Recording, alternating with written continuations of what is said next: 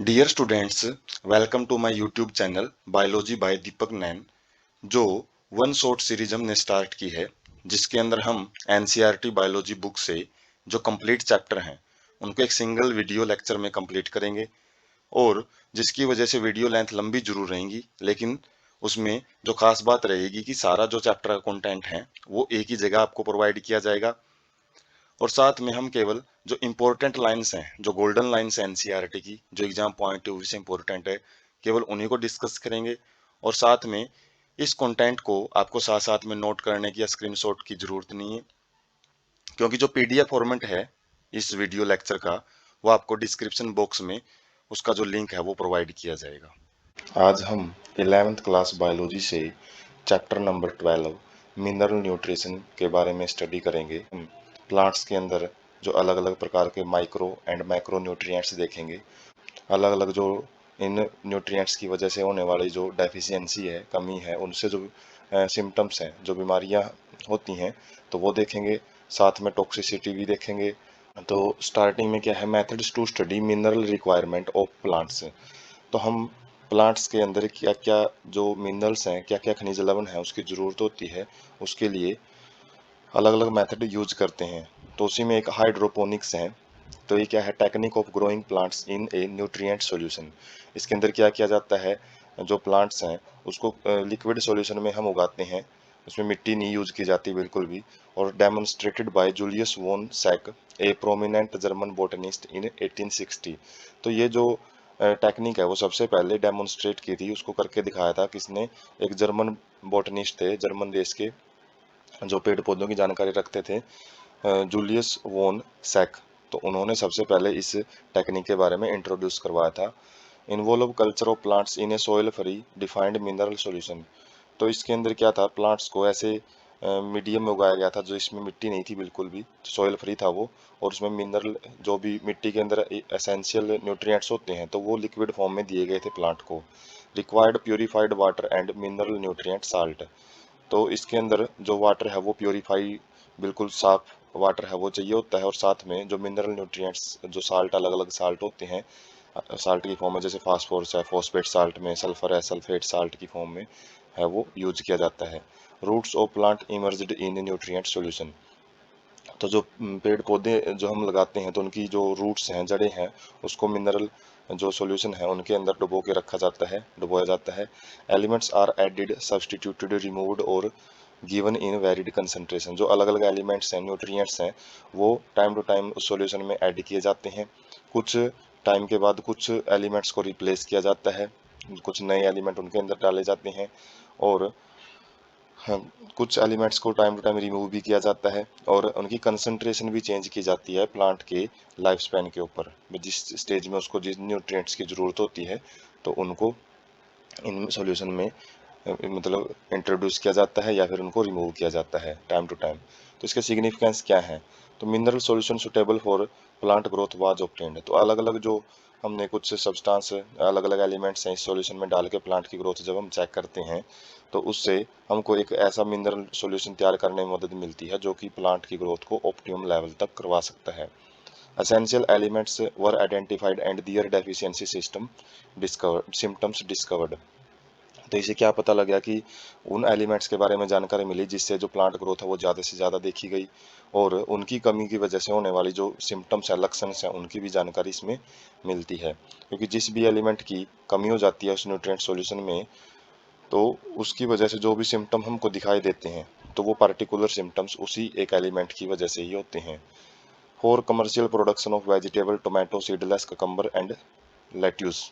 तो अलग अलग प्रकार के जो सब्जियां हैं उनको बड़े पैमाने पे हम इस टेक्निक के द्वारा जो वो तैयार कर सकते हैं। जैसे सीडलेस ककम्बर है, उसके अंदर बीज नहीं होते हैं, तो स्पेशल टेक्निक होती है जो कि वेजिटेबल्स या फ्रूट्स वगैरह हैं उनको तैयार करने में इस्तेमाल की जाती हैं।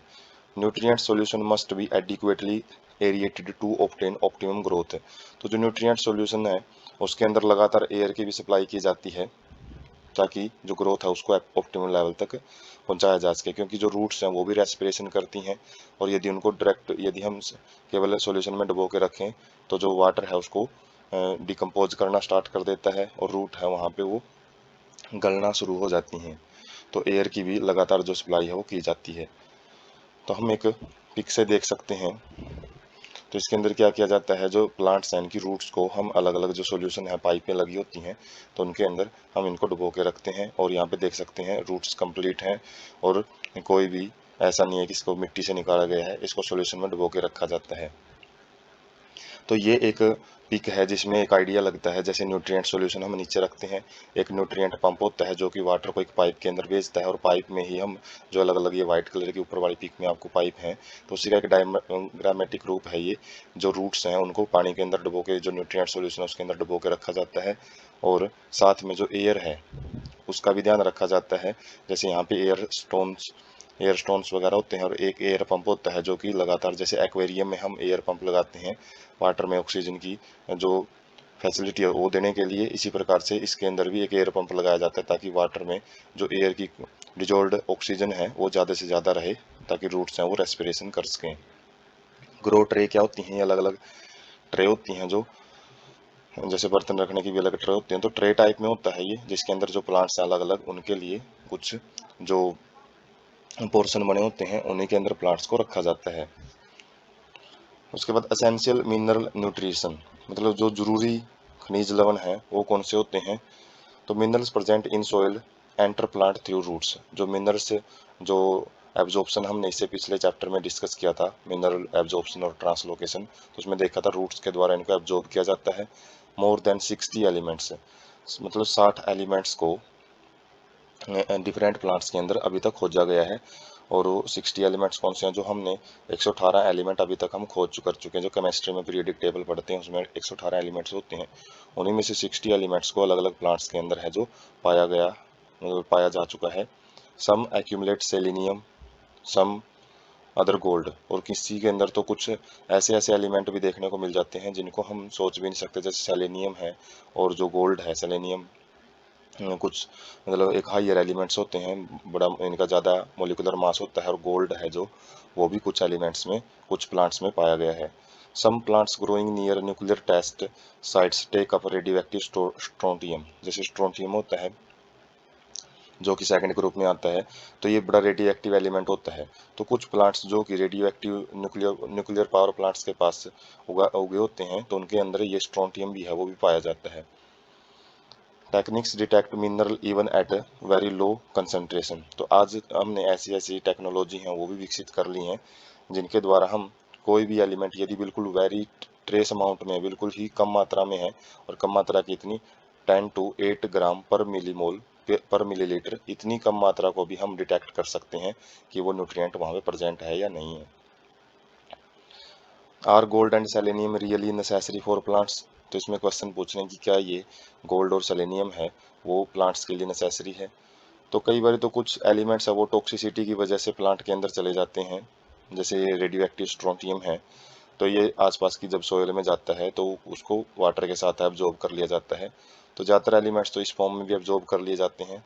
बाकी जो गोल्ड और सेलेनियम हो सकता है किसी मेटाबॉलिज्म एक्टिविटी है उसके अंदर भी पार्टिसिपेट करता हुआ मिले, लेकिन चांसेस इनके टॉक्सिसिटी की वजह से होते हैं। जब ये किसी भी सोयल के अंदर प्रेजेंट होते हैं तो दूसरे एलिमेंट्स के साथ इनको भी एब्जॉर्ब कर लिया जाता है। उसके बाद क्राइटेरिया फॉर एसेंशियलिटी, मतलब किस बेस पे हम बोलेंगे कि ये एलिमेंट्स हैं वो प्लांट के लिए जरूरी हैं और ये हैं वो जरूरी नहीं है। Must be absolutely necessary for supporting normal growth and reproduction, तो जो एलिमेंट्स हैं जिनको हम एसेंशियल बोल रहे हैं तो उनका मेन क्या होना चाहिए कि वो रिप्रोडक्शन में और जो नॉर्मल ग्रोथ है उसके अंदर वो पार्टिसिपेट किया होना चाहिए। मतलब उसकी वजह से यदि वो अब्सेंट है तो जो ग्रोथ है वो नॉर्मल नहीं मिलेगी, और जो रिप्रोडक्शन है उस प्रोसेस को भी वहाँ पे मतलब उसमें काफ़ी सारे कॉम्प्लिकेशन देखने को मिल सकते हैं, प्रॉब्लम देखने को मिल सकती हैं। In absence of element do not complete their life cycle और सेट सीड्स, और इन एलिमेंट्स के बगैर जो प्लांट अपना लाइफ साइकिल है वो कंप्लीट नहीं कर पाएगा, और सेट सीड का मतलब है जो बीज वगैरह वो नहीं बना पाएगा।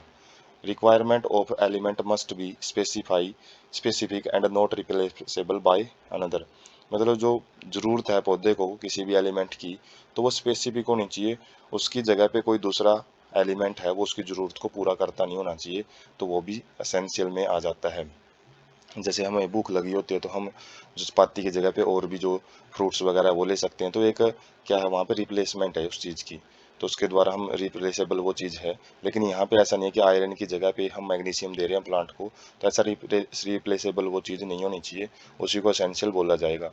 Deficiency of any one element can not be met by supplying some other. वही बात आ गई इसमें कि एक एलिमेंट की यदि कमी है, आयरन की कमी है, तो मैग्नीशियम दे के हम उसका काम नहीं चला सकते। तो एसेंशियल एलिमेंट्स की ये भी एक क्राइटेरिया होता है। Elements must be directly involve in metabolism of plant. तो जो मेटाबॉलिक रिएक्शन होती है प्लांट के अंदर, तो उनके अंदर वो डायरेक्टली इवॉल्व होना चाहिए। मतलब यदि वो वहाँ पे प्रेजेंट नहीं है तो मेटाबॉलिक एक्टिविटी रुक जानी चाहिए, इतना ज़्यादा एक रोल प्ले किया जाना चाहिए उस एलिमेंट के द्वारा। तो टू ब्रॉड कैटेगरीज हैं न्यूट्रिएंट्स की, तो वो कौन सी हैं? Macro nutrients and micro nutrients. इन्हीं को हम इस पार्ट में डिटेल से डिस्कस करेंगे। तो मैक्रो एंड माइक्रो न्यूट्रिएंट्स हैं, ये क्या होते हैं? तो सबसे पहले मैक्रो न्यूट्रिएंट्स हैं प्रेजेंस इन लार्ज अमाउंट। तो मैक्रो का मतलब होता है लार्ज में, माइक्रो का मतलब स्मॉल में। तो ये लार्ज अमाउंट में प्रेजेंट होते हैं मैक्रो न्यूट्रिएंट्स हैं, और इनको मापा किस में जाता है? 10 मिलीमोल पर किलोग्राम ऑफ ड्राई मैटर। जो प्लांट है जब उसके अंदर से वाटर निकाल दिया जाता है, सुखाया जाता है, तो उसका जो ड्राई मैटर है उसके अंदर जो इसकी कंसंट्रेशन है वो 10 मिलीमोल पर किलोग्राम होनी चाहिए। तो ये मिलीमोल पर किलोग्राम में इसका मतलब मोलैलिटी को शो करता है, जो हम केमिस्ट्री में पढ़ते हैं मोलैलिटी। तो कंसंट्रेशन मोलैलिटी में शो की गई है यहाँ पे। तो इतनी मात्रा से ज़्यादा हो उस एलिमेंट की तो उसको हम मैक्रो न्यूट्रिएंट बोलते हैं। इसके अंदर कार्बन है, hydrogen, oxygen, nitrogen, phosphorus, sulphur, potassium, calcium, magnesium, जो एलिमेंट हम केमिस्ट्री में पढ़ते हैं, तो ये बड़े इंपॉर्टेंट एलिमेंट होते हैं प्लांट की ग्रोथ में। तो ये मैक्रो न्यूट्रिएंट्स की कैटेगरी में आते हैं। Carbon, hydrogen, oxygen mainly obtained from CO2 and H2O। तो जो कार्बन, हाइड्रोजन और ऑक्सीजन है, मेन मेन जो एलिमेंट है, इनको जो पौधा है वो CO2 जब एब्जॉर्ब करता है फोटोसिंथेसिस के टाइम, और वाटर है जो रूट से वो लेता है, तो उसके जरिए ये प्लांट इनकी फुलफिलमेंट है वो पूरी कर लेता है। Other are absorbed from soil as mineral nutrition. तो जो अलग अलग मिनरल्स वगैरह एब्जॉर्ब होते हैं, तो उनके साथ में अलग अलग आयनिक फॉर्म में प्लांट है दूसरे माइक्रो न्यूट्रिएंट्स को भी एब्जॉर्ब करता है। उसके बाद माइक्रो न्यूट्रिएंट्स, ये बहुत ही स्मॉल अमाउंट में ज़रूरत होती है इनकी प्लांट को। तो इसमें जो हमने एक ऊपर एक स्पेसिफिक टर्म पढ़ी थी वो 10 मिलीमोल पर किलोग्राम, उससे कम इनकी ज़रूरत होती है, तो कम कंसंट्रेशन में ज़रूरत मिलेगी। इसके अंदर iron, magnesium, copper, molybdenum, zinc, boron, chlorine, निकल, ये ऐसी मेटल्स और नॉन मेटल्स इसके अंदर आ जाती हैं ज़्यादातर। तो इसमें जो ट्रांजिशन एलिमेंट्स हैं जैसे कॉपर, मोलिब्डेनम, बोरोन वगैरह, हाँ, वैसे बोरोन तो उसमें आ जाता है सेकंड ग्रुप के अंदर। तो निकल वगैरह है तो ट्रांजिशन एलिमेंट है। मैग्नीशियम है जैसे क्लोरोफिल के अंदर पाया जाता है। तो ये न्यूट्रिएंट्स है, माइक्रो न्यूट्रिएंट्स कहलाते हैं। इन एडिशन टू, इनके अलावा कुछ बेनिफिशियल एलिमेंट्स भी हैं जैसे sodium, silicon, cobalt, selenium required by higher plants. जो मतलब बड़े प्लांट्स होते हैं जिनके अंदर कॉम्प्लेक्स ऑर्गेनाइजेशन पाया जाता है जैसे जिम्नोस्पर्म, एंजियोस्पर्म, टेरिडोफाइट्स, उनके अंदर कुछ एक्स्ट्रा एलिमेंट्स हैं वो भी पाए जाते हैं, जो हम देख सकते हैं sodium, silicon, cobalt, selenium and जो और भी एलिमेंट्स हैं जैसे गोल्ड भी हमने देखा था, तो वो भी पाया जा सकता है। कैटेगरीज फॉर एसेंशियल एलिमेंट, तो अलग अलग जो ये एलिमेंट्स हैं इनको अलग अलग कैटेगराइज में डिवाइड किया गया है। मेनली हम 4 कैटेगरीज है वो डिस्कस करेंगे इनकी। सबसे पहली है component of biomolecule and structural element of cell. तो कुछ एलिमेंट ऐसे होते हैं जो कि बायोमोलिक्यूल्स हैं, जो अलग अलग कार्बोहाइड्रेट, प्रोटीन उनके कंपोनेंट होते हैं। मतलब वो जो कार्बोहाइड्रेट वगैरह, प्रोटीन वगैरह इन्हीं से मिलके बनते हैं। स्ट्रक्चरल एलिमेंट, और कुछ तो मतलब सेल के अंदर अलग अलग स्ट्रक्चर हैं, अलग अलग जो ऑर्गेनलीज हैं उनको भी बनाते हैं जैसे कार्बन, हाइड्रोजन, ऑक्सीजन, नाइट्रोजन, ये इस फर्स्ट कैटेगरी में आते हैं। सेकंड कैटेगरी में component of energy related chemical compound in plants. तो वो कंपोनेंट आ जाते हैं इसके अंदर जो कि केमिकल कंपाउंड्स के अंदर एनर्जी रिलेटेड का काम करते हैं, एनर्जी प्रोडक्शन से रिलेटेड। जैसे मैग्नीशियम इन क्लोरोफिल है, और फास्फोरस इन एटीपी है, एटीपी फॉर्मेशन होती है जैसे उसमें फॉस्फोरस प्रेजेंट होता है, तो वो एनर्जी प्रोडक्शन से रिलेटेड है, वो काम करते हैं। एलिमेंट्स दैट एक्टिवेट और इनहिबिट इंजाइम्स, तो कुछ ऐसे एलिमेंट्स होते हैं जो कि किसी भी पार्टिकुलर इंजाइम को या तो वो उसकी एक्टिविटी को बढ़ा देते हैं, उसके काम को बढ़ा देते हैं, और या कुछ ऐसे हैं जो उसकी एक्टिविटी को स्टॉप भी कर सकते हैं। जैसे मैग्नीशियम डाई पॉजिटिव आयन होता है, वो एक एक्टिवेटर का काम करता है।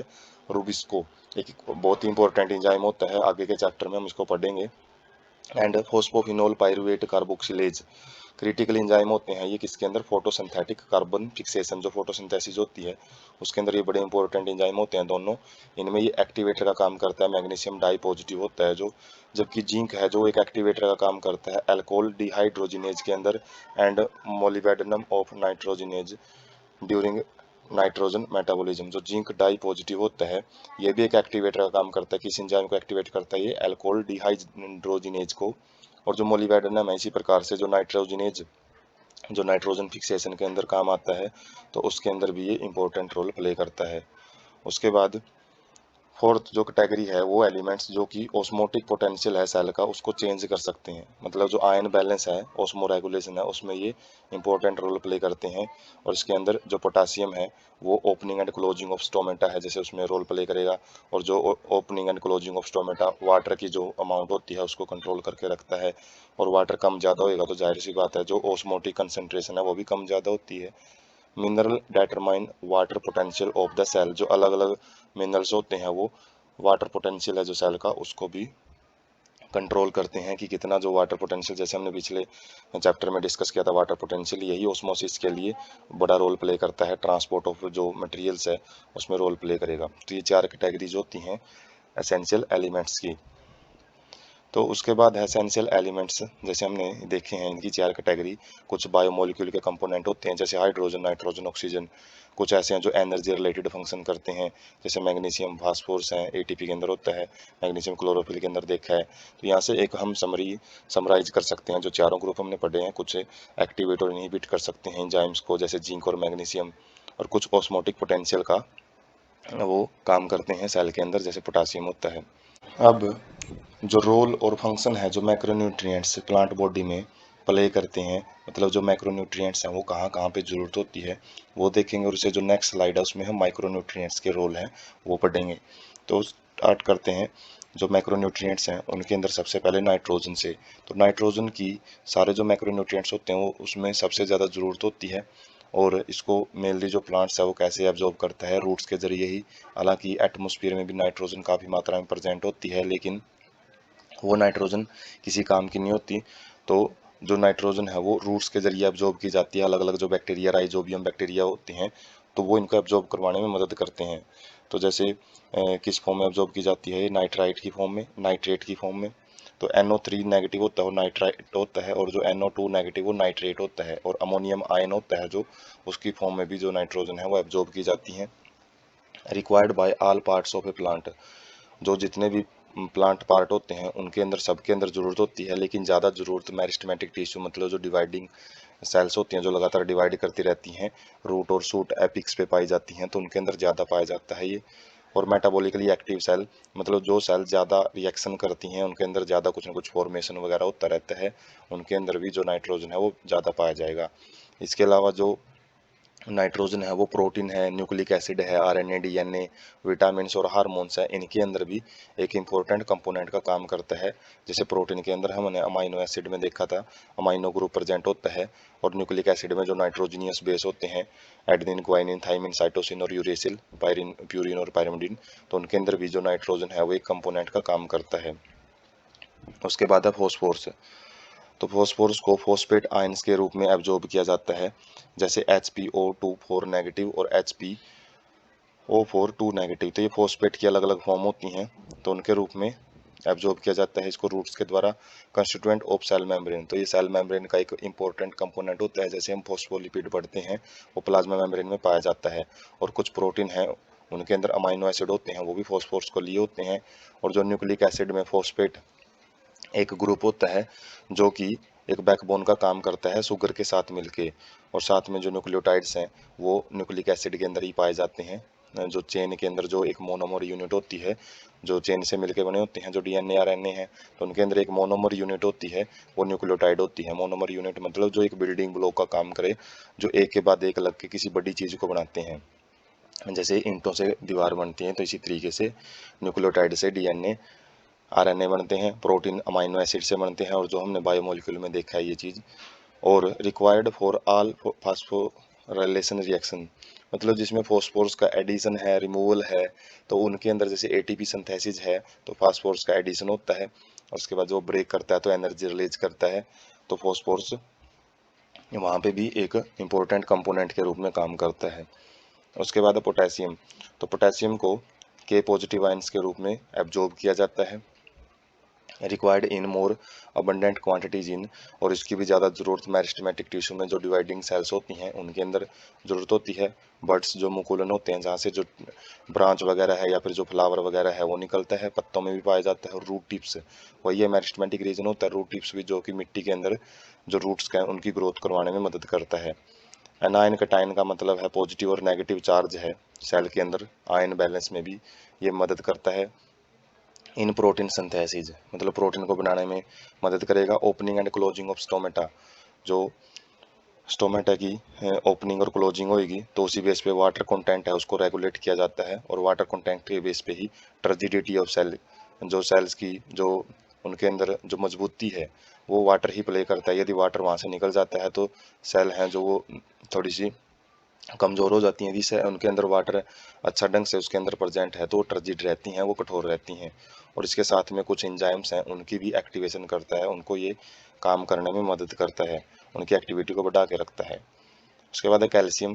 कैल्शियम को कैल्शियम डाई पॉजिटिव आयन के रूप में एब्जॉर्ब किया जाता है, Ca2 पॉजिटिव के रूप में, और रिक्वायर्ड बाय मेरिस्टेमेटिक, ये भी ज़्यादातर डिवाइडिंग सेल्स के द्वारा ही, और साथ में डिफरेंशिएटिंग टिश्यू का मतलब है जो परमानेंट टिश्यू होते हैं जो अपनी डिवाइड करने की कैपेसिटी है उसको तो लूज कर जाते हैं, तो अपने अपने काम के अंदर जो भी उनको स्पेशल काम करना होता है, जैसे मीजोफिल सेल है उसके अंदर क्लोरोप्लास्ट वगैरह है, या फिर अलग अलग जो स्ट्रक्चर बनती हैं अलग अलग सेल में, तो उसमें कैल्शियम ही रोल प्ले करता है।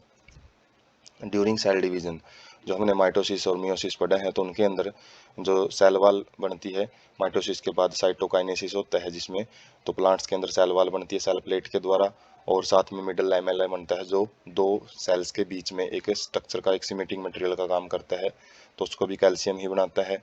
Needed during the formation of mitotic spindle, जो माइटोटिक स्पिंडल क्या करते हैं, जो क्रोमोसोम वगैरह है उनकी मूवमेंट करवाते हैं। माइटोसिस में मैंने देखा था स्पिंडल फाइबर बनते हैं, तो उसको भी कैल्शियम बनाएगा, मतलब एक स्ट्रक्चरल रोल प्ले करता है। साथ में जो ओल्डर लीव्स है उनके अंदर ये इकट्ठा होता रहता है। Involve in functioning, normal functioning of cell membrane, जो प्लाज्मा मेम्ब्रेन होती है उसके जो नॉर्मल काम है उसको, मतलब कि पार्टिकल्स को मूव करवाना है सेल के अंदर, किसको बाहर रखना है, तो उसका काम भी कैल्शियम ही देखता है। Activate certain enzymes and play an important role in regulating metabolic activity, तो ये भी इंजाइम्स को रेगुलेट करता है, और साथ में कुछ मेटाबॉलिक एक्टिविटीज़ हैं तो उनमें भी जो मेटाबॉलिक एक्टिविटी, मतलब जो रिएक्शंस होती हैं उनमें भी ये अपना रोल है वो प्ले करता है। उसके बाद है मैग्नीशियम। मैग्नीशियम को मैग्नीशियम डाई पॉजिटिव आयन, जो इनके ऑक्सीडेशन स्टेट होती है उन्हीं की फॉर्म में इनको एब्जॉर्ब किया जाता है। जैसे magnesium 2 positive oxidation state show करता है, तो उसी फॉर्म में इसको एब्जॉर्ब किया जाता है डिजोल्वेबल फॉर्म में, वाटर के अंदर डिजोल्व होता है, अलग अलग किसी भी कंपाउंड के साथ हो सकता है रिएक्शन के लिए वो मिले, तो उसकी वजह से इसको एब्जॉर्ब किया जाता है। Activates enzyme of respiration photosynthesis, तो ये भी अलग अलग जो इंजाइम रेस्पिरेशन में और फोटोसिंथेसिस में काम करते हैं उनको एक्टिवेट करता है, उनके काम को शुरू करवाता है। Involve in synthesis of DNA and RNA, DNA और आरएनए की जो सिंथेसिस है और उसमें उनकी जो स्टेबिलिटी है उसको बनाए रखने का काम भी, जैसे डीएनए नेगेटिव चार्ज होता है तो उस नेगेटिव चार्ज को स्टेबल करने का काम हिस्टोन प्रोटीन भी करते हैं, और साथ में मैग्नीशियम भी करता है।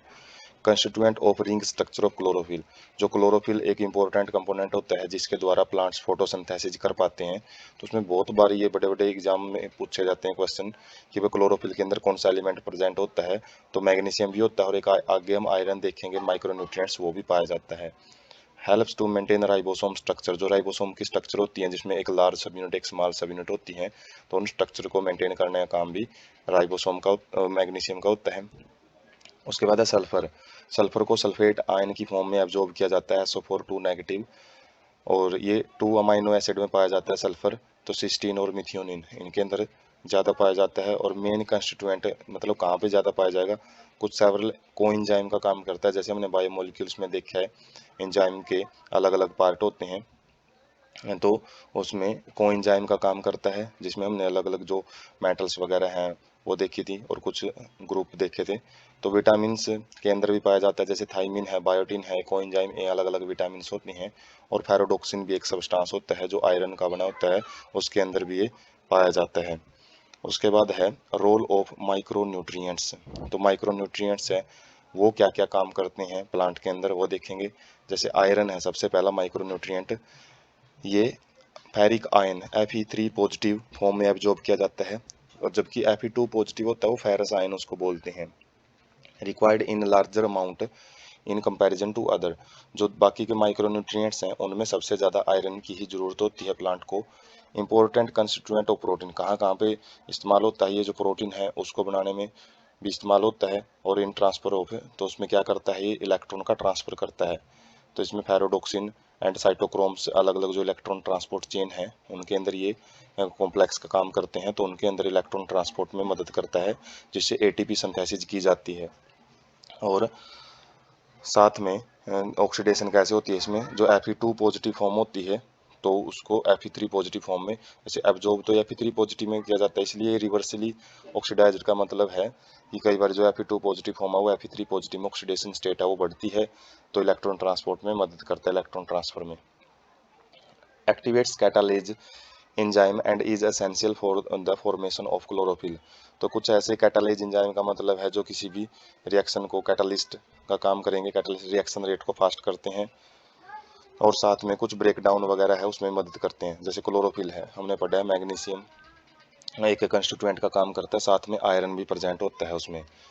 मैग्नीज, मैग्नीज को मैग्नीज डाई पॉजिटिव आयन के रूप में या मैग्नस आयन बोलते हैं, मैग्नस आयन के रूप में भी इसको एब्जॉर्ब किया जाता है। एक्टिवेट्स मैनी इंजाइम, तो ये भी जो अलग अलग इंजाइम होते हैं जो फोटोसिंथेसिस में, रेस्पिरेशन में जो ब्रेक डाउन होता है जो ग्लूकोज का, जिसे एनर्जी निकाली जाती है, और नाइट्रोजन मेटाबॉलिज्म में मैग्नीज है वो इंपॉर्टेंट रोल प्ले करता है।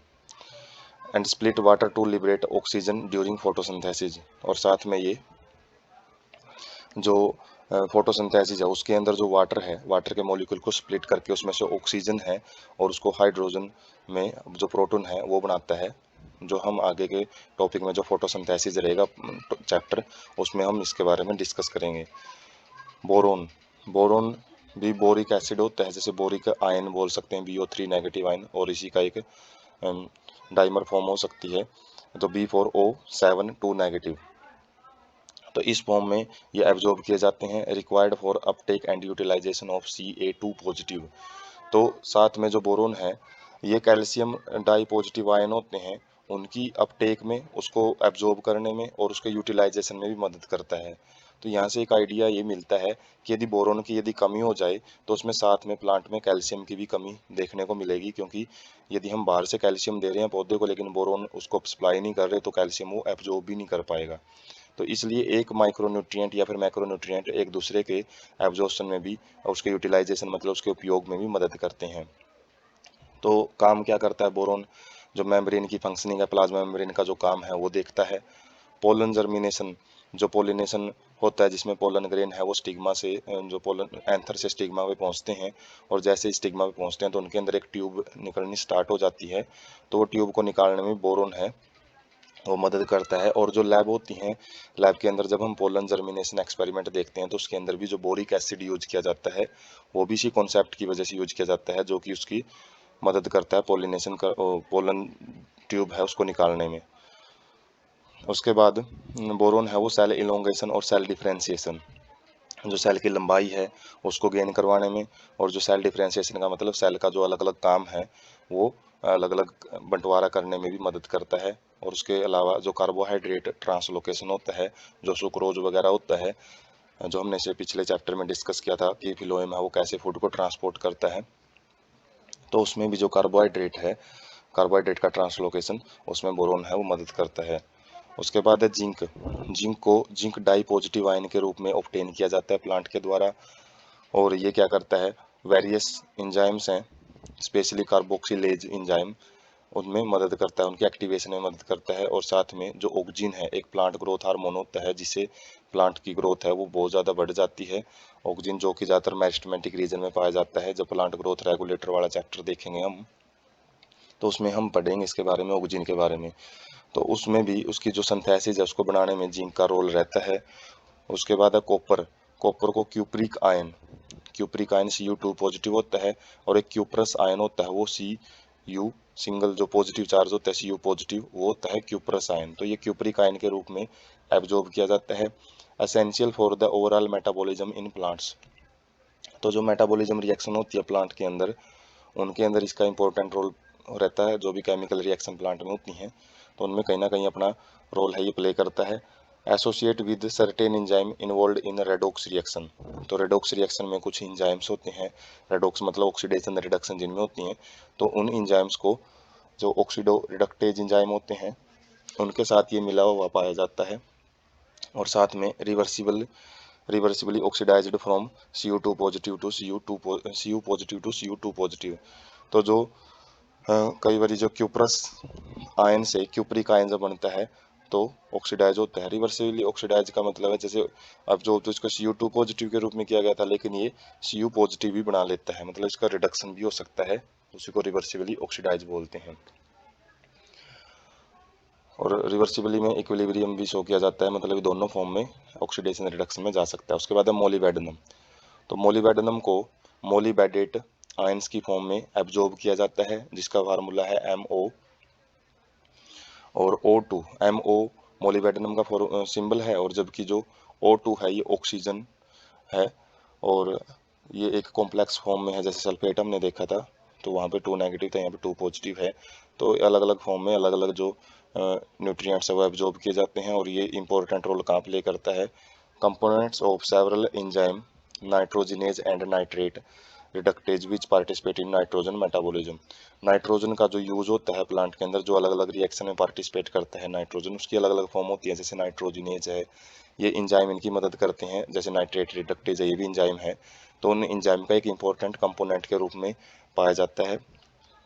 और जो क्लोरीन है, जो 7th माइक्रोन्यूट्रिएंट्स रहेगा, absorbed as chlorine chloride ion, तो इसको क्लोराइड आयन Cl नेगेटिव के फॉर्म में एब्जॉर्ब किया जाता है। Help in determining solute concentration. तो इसका काम क्या रहता है, जो सोल्यूट की कंसंट्रेशन है, ऑस्मोटिक जो प्रेशर बनता है, तो वो सोल्यूट की वजह से ही रहता है, सोल्यूट कितना प्रेजेंट है, तो उसके अंदर भी ये इंपॉर्टेंट रोल है वो प्ले करता है। आयन कैटायन बैलेंस बोल सकते हैं, वो भी ये रोल प्ले करेगा। जैसे पोटासियम हमने देखा था, तो पोटासियम क्लोरीन के साथ मिलकर कैटायन आयन कैटायन बैलेंस है उसको बना के रखता है, उसमें रेगुलेशन करता है। Essential for water splitting reaction in photosynthesis. जैसे पीछे हमने पढ़ा था वाटर स्प्लिटिंग में मैग्नीज है वो रोल प्ले कर रहा है, तो मैग्नीज क्लोरीन के साथ मिलके ही वाटर स्प्लिटिंग का काम करता है फोटोसिंथेसिस में। तो यहाँ पे हम एक आइडिया और ले सकते हैं कि एक ही फंक्शन एक से ज़्यादा जो न्यूट्रिएंट है उनके द्वारा किया जा सकता है। और यहाँ पे हमने दोनों स्लाइड में मेनली जो 13 न्यूट्रिएंट्स हैं उनको देखा है। 13 में जो 7 हैं वो माइक्रो न्यूट्रिएंट्स हैं, और इससे पहले जो 6 हमने पढ़े थे वो क्या हैं, माइक्रो न्यूट्रिएंट्स हैं। डेफिशिएंसी सिम्टम से, deficiency of any element can cause multiple symptoms. तो किसी भी एक एलिमेंट की कमी की वजह से काफ़ी सारे जो लक्षण हैं जो हम बाहर से प्लांट की बॉडी में देख सकते हैं।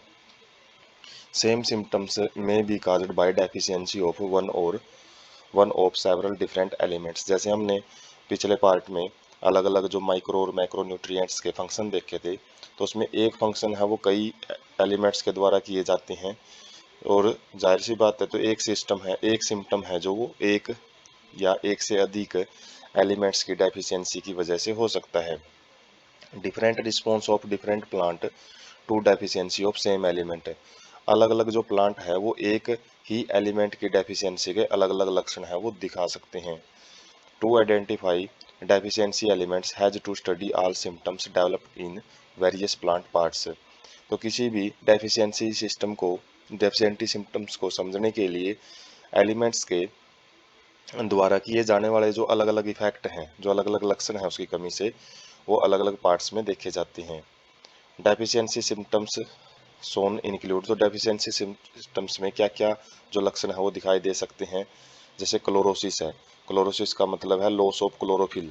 जो क्लोरोफिल पिगमेंट होता है, ग्रीन कलर है, वो उसमें से जो लीव्स है, लीव्स में से या जो ग्रीन पार्ट होते हैं उसमें से वो खत्म होता चला जाता है, जिसकी वजह से येलोइंग इन लीफ हैं जो येलो कलर के उन्हें स्टार्ट हो जाते हैं। और ये किस चीज़ की वजह से हो सकता है, deficiency of nitrogen, potassium, magnesium, sulphur, iron, manganese, zinc, molybdenum, इनकी चीज़ की वजह से जो क्लोरोसिस है वो देखने को मिलती है। नेक्रोसिस क्या होता है, नेक्रोसिस और death of tissue particularly leaf tissue is due to deficiency of, जो सेल्स हैं वो उनकी डेथ होनी स्टार्ट हो जाती हैं, और वो किस चीज़ की वजह से होती हैं, कैल्शियम, मैग्नीशियम, कॉपर, पोटेशियम, इन एलिमेंट्स की कमी से होनी स्टार्ट हो जाती हैं।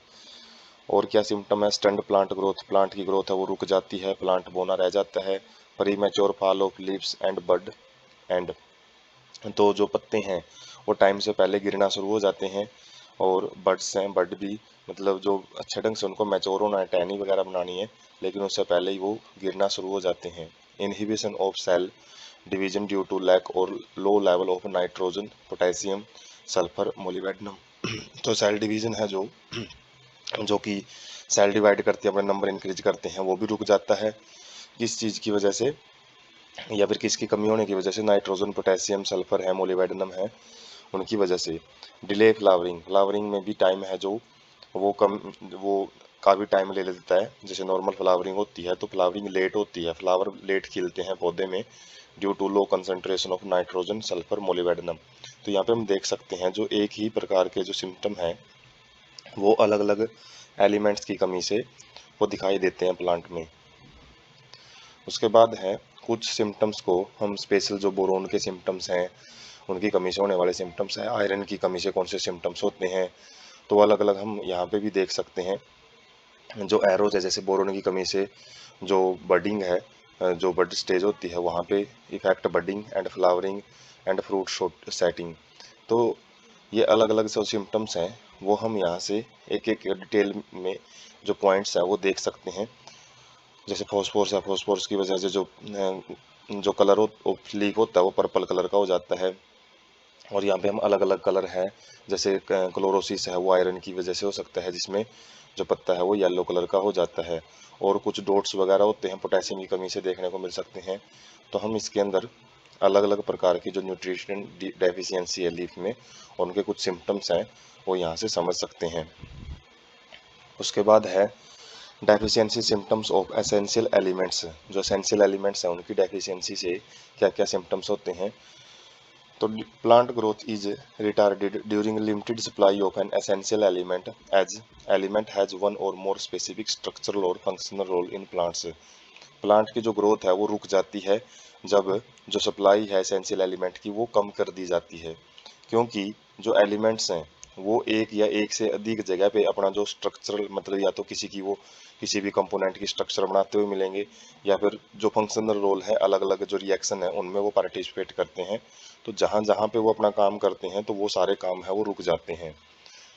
क्रिटिकल कंसंट्रेशन क्या होती है, concentration of essential element below which plant growth is retarded. तो ये वो कंसंट्रेशन, ये वो मात्रा होती है किसी भी एसेंशियल एलिमेंट की, यदि उससे कम यदि हम प्लांट्स के को देंगे, या फिर उसको वो मात्रा पूरी नहीं मिल पाएगी, तो उससे कम मात्रा में क्या होता है, प्लांट की ग्रोथ है वो रुक जाती है। Element is deficient when present below critical concentration, तो एलिमेंट को उस टाइम ही डेफिशिएंट बोला जाएगा, कम बोला जाएगा, जब वो क्रिटिकल कंसंट्रेशन से कम प्रेजेंट है प्लांट बॉडी में। Plant show certain morphological changes deficiency symptoms, तो प्लांट्स हैं वो अलग अलग मोर्फोलॉजिकल का मतलब है बाहर से हम देख के जो पत्ते वगैरह की, जैसे हमने से पिछली स्लाइड में देखी है, किसी में कलर चेंज हो रहा है, किसी के अंदर जो मोल्टिंग है वो जो पत्ता वगैरह मुड़ना शुरू हो जाता है, तो ये क्या होते हैं, मोर्फोलॉजिकल चेंज, और इन्हीं को हम डेफिशिएंसी सिम्टम बोलते हैं। तो symptom vary from element to element, तो हर एक एलिमेंट की कमी से अलग अलग सिम्टम दिखाई दे सकते हैं। Disappear when deficient mineral nutrient is provided to plant, और ये जो सिम्टम्स हैं उसी टाइम गायब हो जाते हैं जब हम उस प्लांट को वो मिनरल है वो देना स्टार्ट कर देते हैं। Lead to plant death if deprivation continue, और इससे प्लांट की जो डेथ है वो भी हो सकती है यदि डिप्राइवेशन का मतलब है जो कमी है लगातार प्लांट में बनी रहती है उस एलिमेंट की, तो ये डेथ भी कोज कर सकते हैं। Depend on the mobility of the element in the plant, और साथ में जो ये सिम्टम होते हैं वो मोबिलिटी का मतलब है मूवमेंट, जो प्लांट के अंदर जो मूवमेंट है उस एलिमेंट की, पार्टिकुलर एलिमेंट की, उसके ऊपर भी डिपेंड करते हैं। Deficiency symptom of actively mobilized element tend to appear first in older tissue, जो एलिमेंट बिल्कुल फास्टली मूव कर सकते हैं, प्लांट बॉडी में मूव करते रहते हैं एक जगह से दूसरी जगह पे, तो उनके जो सिम्टम्स हैं वो ज़्यादा हमको कहाँ पे पहले दिखाई देंगे, ओल्डर टिश्यू के अंदर। क्यों, इसके रीजन हम देखते हैं। Deficiency symptom of nitrogen potassium magnesium are visible first in senescent leaf. तो इसके एग्जांपल हैं जो जब भी नाइट्रोजन पोटेशियम और मैग्नीशियम के जो सिम्टम है, जो लक्षण दिखेंगे प्लांट में, तो हमेशा वो पहले जो पुराने पार्ट हैं प्लांट के, ओल्डर टिश्यू हैं, उनके अंदर दिखाई देंगे। क्यों? क्योंकि biomolecules broken down making these elements available for mobilizing to younger leaves. तो जो प्रायोरिटी है एक प्लांट के अंदर यंगर पार्ट को ज़्यादा दी जाती है, उसको ज़्यादा न्यूट्रिएंट्स सप्लाई किए जाते हैं, और उनको सप्लाई करने के लिए जो ओल्ड पार्ट होता है उस उससे जो भी बायोमोलिक्यूल्स हैं उनको तोड़ दिया जाता है, और उनसे जो ये एलिमेंट्स वगैरह निकलेंगे उनको फिर यंगर लीव्स के अंदर या फिर यंगर जो अलग अलग स्टेम है, ब्रांच हैं, तो उनके अंदर भेज दिया जाता है। तो जिसकी वजह से जो ओल्डर पार्ट हैं उनके अंदर इन चीज़ की कमी है वो देखने को मिलती है।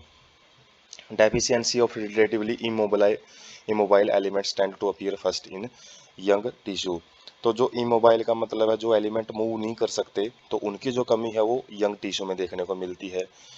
क्यों? क्योंकि due to not transported out of the mature organ. क्योंकि यदि मैच्योर ऑर्गन से ओल्ड टिश्यू से हम इनको निकालना चाहे तो नहीं निकाल सकते, क्योंकि वो स्ट्रक्चर में ही प्रेजेंट हैं।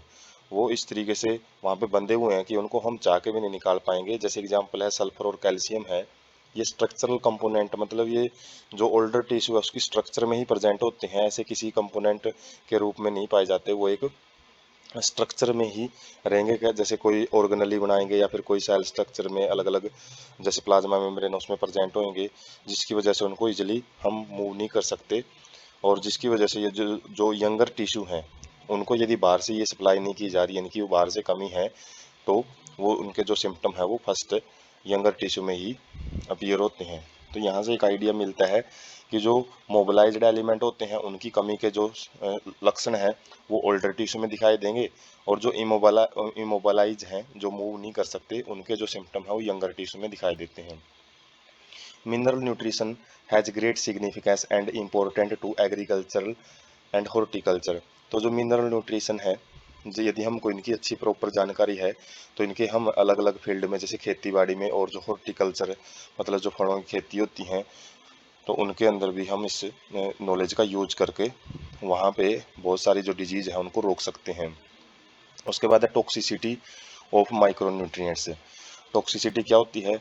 Moderate increase of micronutrient cause toxicity. Moderate का मतलब थोड़ी सी भी यदि हम माइक्रोन्यूट्रिएंट्स बहुत कम मात्रा में चाहिए होते हैं प्लांट को, और यदि थोड़ा सा भी उनको इंक्रीज कर दें हम सोइल के अंदर, उसकी वजह से उनकी जो मात्रा है वो प्लांट में बढ़ जाती है, और जिसकी वजह से टॉक्सिसिटी बोलते हैं इसको। टॉक्सिसिटी का मतलब है कोई भी चीज़ का यदि एक लिमिट कंसंट्रेशन से ज़्यादा होना, जैसे डेफिशिएंसी में कम होना है, इसमें ज़्यादा होने को ही टॉक्सिसिटी बोला जाता है।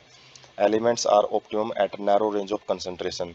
तो एलिमेंट्स हैं वो प्लांट के अंदर अपना तभी अच्छे ढंग से काम कर पाएंगे जब वो ऑप्टिमम रेंज में है। ऑप्टिमम रेंज का मतलब एक फिक्स कंसंट्रेशन होती है, उसी के अंदर ही वो अपना सही ढंग से काम कर पाएंगे। उससे कम का है तो वो डेफिशिएंसी कोज करेगा, उससे ज़्यादा है तो वो टॉक्सिसिटी बन जाता है।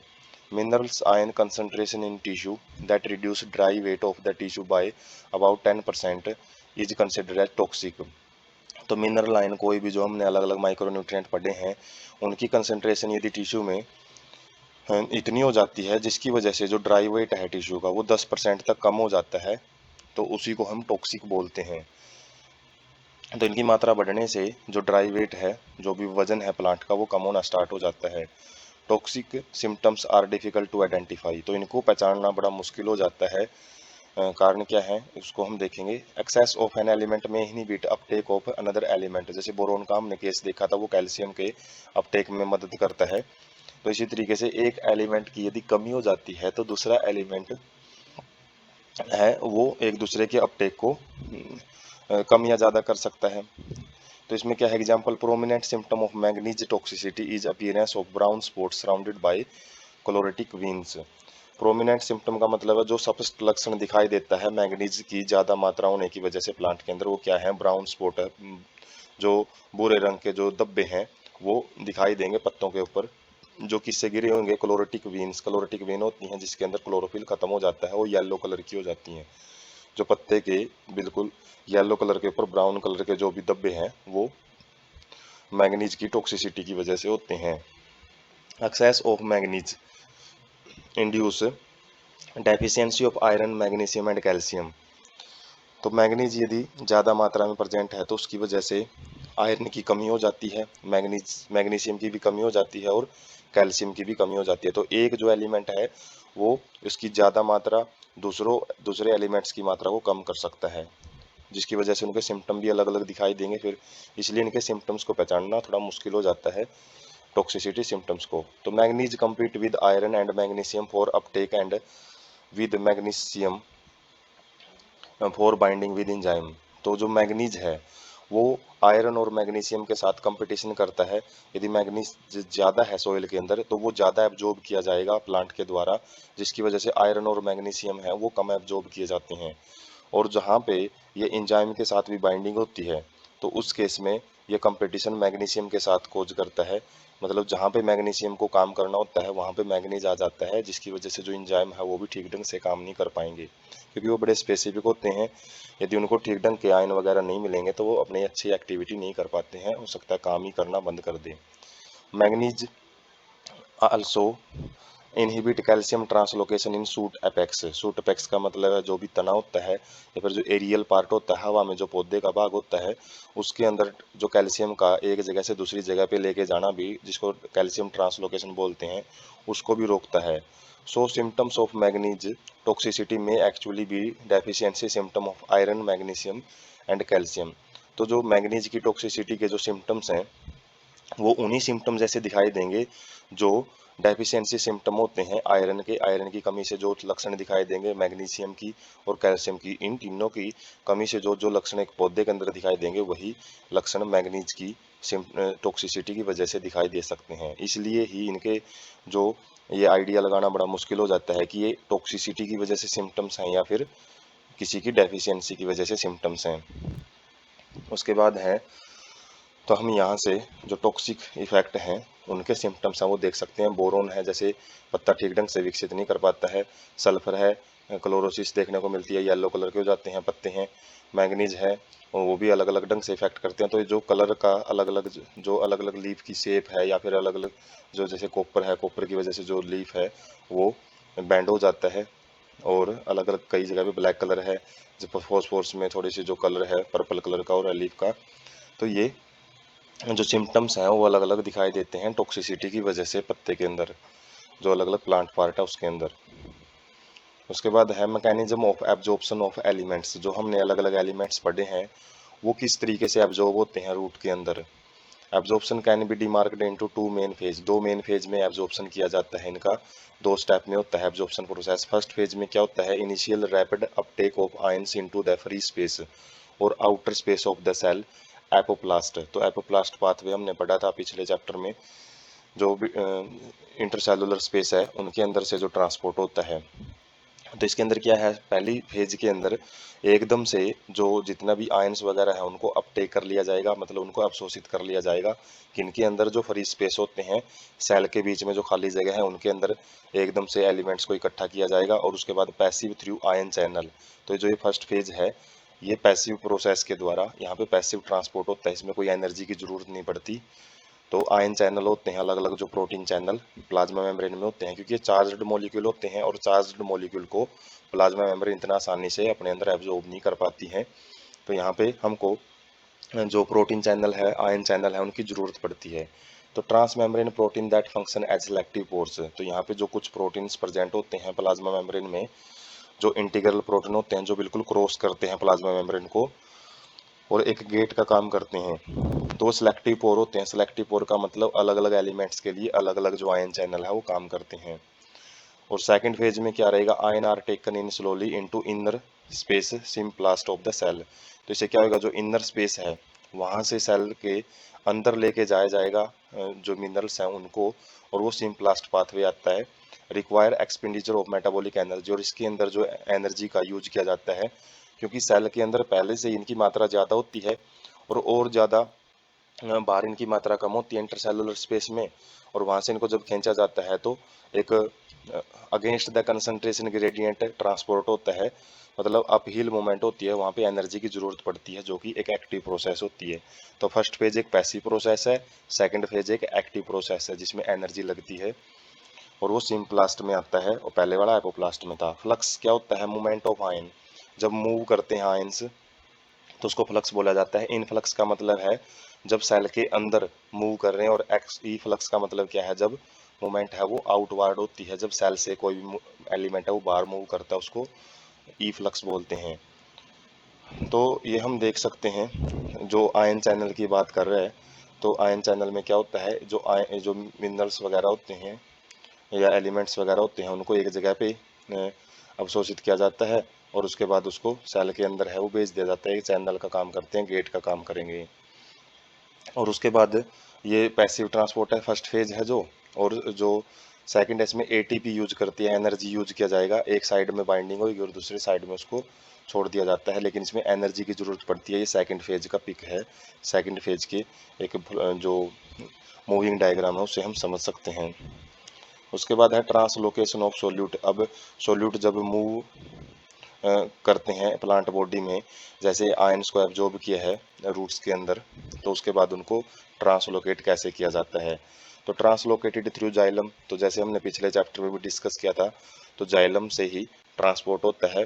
किसके साथ में? Along ascending water stream. जो पानी की एक धारा ऊपर बढ़ रही होती है स्टेम से होती हुई, ट्रांसमिशन और ट्रांसपिरेशन पुल के द्वारा, और जो रूट प्रेशर है उसके द्वारा एक जो वाटर की मूवमेंट है वो बनाए रखी जाती है प्लांट के अंदर। तो उसके साथ में ही इन सॉल्यूट्स को, मतलब जो ये एलिमेंट्स हैं, इनको मूव करवाया जाता है। Analysis of xylem SAP shows presence of mineral salt. और जब हम जाइलम सैप का मतलब है जो जाइलम की ट्यूब होती हैं, जब उसमें से मटेरियल को निकाल के उसका हम एनालिसिस करते हैं, उसका निरीक्षण करते हैं, तो उसके अंदर अलग अलग टाइप के आयंस हैं वो पाए जाते हैं। तो केमिस्ट्री के अंदर एनालिसिस किया जाता है, क्वालिटेटिव एंड क्वांटिटेटिव एनालिसिस। उसमें यही चीज़ की प्रेजेंस चेक की जाती है कि किसी भी सैंपल में अलग अलग जो एलिमेंट्स हैं, अलग अलग जो आयंस हैं, कैटायंस एंड आयंस, तो वो प्रेजेंट है या नहीं है। तो उस वही टेस्ट यहाँ पे किए जाते हैं, ये देखने के लिए कि भाई उसके अंदर जो zinc di positive, calcium di positive salt वगैरह प्रेजेंट है या नहीं प्रेजेंट है। उसके बाद use of radio isotopes of mineral element.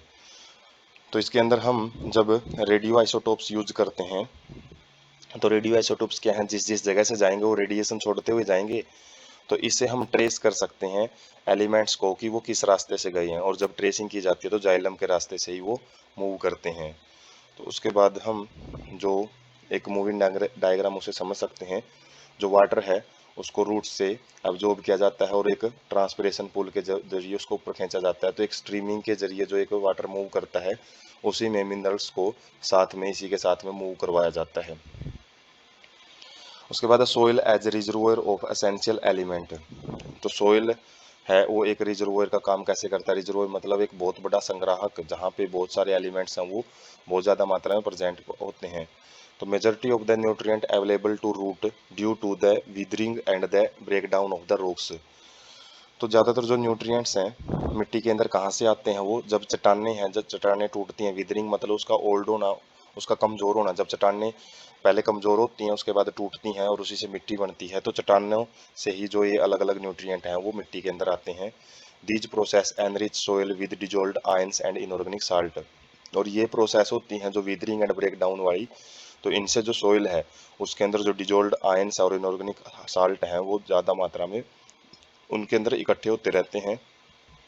Their role in plant nutrition is referred to as mineral nutrition because they are derived from the rock minerals है। तो इसलिए जो नाम है मिनरल न्यूट्रिशन, जो कि हम प्लांट के अंदर अलग अलग न्यूट्रिशन का एक रोल समझते हैं, फंक्शन समझते हैं, वो इसलिए आया है क्योंकि वो रॉक मिनरल्स से ही, जो खनिज लवण है उन्हीं से ही वो मिट्टी के अंदर आते हैं। Soil consists of a wide variety of substance that is only supplies minerals but also harbors। मतलब मिट्टी के अंदर बहुत ही ज़्यादा अलग अलग प्रकार के सब्सटेंस पाए जाते हैं, जिनका काम केवल अलग अलग जो खनिज लवण है उनकी उसकी सप्लाई करना नहीं होता, बल्कि इसके साथ में हार्बर का मतलब है पालन पोषण करना। किसका? नाइट्रोजन फिक्सिंग बैक्टीरिया, जो अलग अलग नाइट्रोजन को फिक्स करते हैं, जो प्रोसेस हम डिस्कस करेंगे इसी पार्ट में, नाइट्रोजन फिक्सेशन। तो उसको राइजोबियम बैक्टीरिया है और भी काफ़ी सारे बैक्टीरिया हैं, वो उसको फिक्स का मतलब है उसकी एक फॉर्म से दूसरी फॉर्म में बदलते हैं। जैसे जो नाइट्रोजन एटमॉस्फेयर में होती है वो गैसियस फॉर्म में है, और उसको नाइट्रेट, नाइट्राइट्स, अमाइनो, जो अमोनियम आयन है उस फॉर्म में बदला जाता है। तो उसी को नाइट्रोजन फिक्सेशन बोलते हैं। और जो ये काम करते हैं उनको नाइट्रोजन फिक्सिंग बैक्टीरिया बोला जाता है। Microbes hold water and supplies air to the roots. और ऐसे माइक्रोब्स को भी ये जगह देती है मिट्टी, जो कि वाटर को होल्ड करके रख सकें, मतलब जो पानी को पकड़े रख सकें, जिसे वाटर होल्डिंग कैपेसिटी है वो सॉइल की इंक्रीज होती है। और साथ में जो मिट्टी में जो रूट्स प्रेजेंट होती हैं उनको ये एयर भी प्रोवाइड करती हैं, एयर की सप्लाई करती हैं ताकि वो सांस ले सकें। उसके बाद deficiency of elemental minerals affect crop yield. तो जब भी कोई भी कमी हो जाती है किसी भी मिनरल की, तो उसकी वजह से जो पैदावार है फसल की वो काफ़ी बुरी तरीके से प्रभावित होती है। So need for supplying them through fertilizer. और इसलिए हम बार बार जो मिट्टी में उर्वरक डालते हैं, खाद डालते हैं, ताकि उनकी जो सप्लाई है वो लगातार बनी रहे। उसके बाद है नाइट्रोजन साइकिल। तो न कंस्टिट्यूएंट ऑफ अमाइनो एसिड, न प्रोटीन, हार्मोन्स। तो नाइट्रोजन हमने पढ़े हैं, तो ये कहाँ कहाँ पे प्रेजेंट होता है। जो अमाइनो एसिड है जो प्रोटीन बनाते हैं, हार्मोन्स और जो क्लोरोफिल है उसके अंदर भी नाइट्रोजन प्रेजेंट होता है। और बहुत सारे जो विटामिन ऐसे होते हैं जिसमें नाइट्रोजन पाया जाता है। तो ये ऑर्गेनिक फॉर्म है नाइट्रोजन की, जो अलग अलग बायोमोलिक्यूल्स के रूप में पाई जाती हैं। Plants compete with microbes for limited nitrogen that is available in soil. वैसे तो नाइट्रोजन एटमॉस्फेयर में तो बहुत ज़्यादा है, और वो नाइट्रोजन किसी काम की नहीं होती। तो मिट्टी वाली जो नाइट्रोजन होती है अलग अलग फॉर्म में प्रेजेंट होती है, जो नाइट्रेट, नाइट्राइट्स, अमोनियम आयन की फॉर्म में। उसी मिट्टी वाली जो नाइट्रोजन है उसी को प्लांट यूज करते हैं, और वो कंपटीशन करते हैं माइक्रोब्स के साथ, क्योंकि माइक्रोब्स को भी ये नाइट्रेट वगैरह है, नाइट्रेट्स चाहिए होते हैं अपनी अलग अलग रिएक्शन के लिए, और प्लांट भी इन्हीं को इस्तेमाल करते हैं।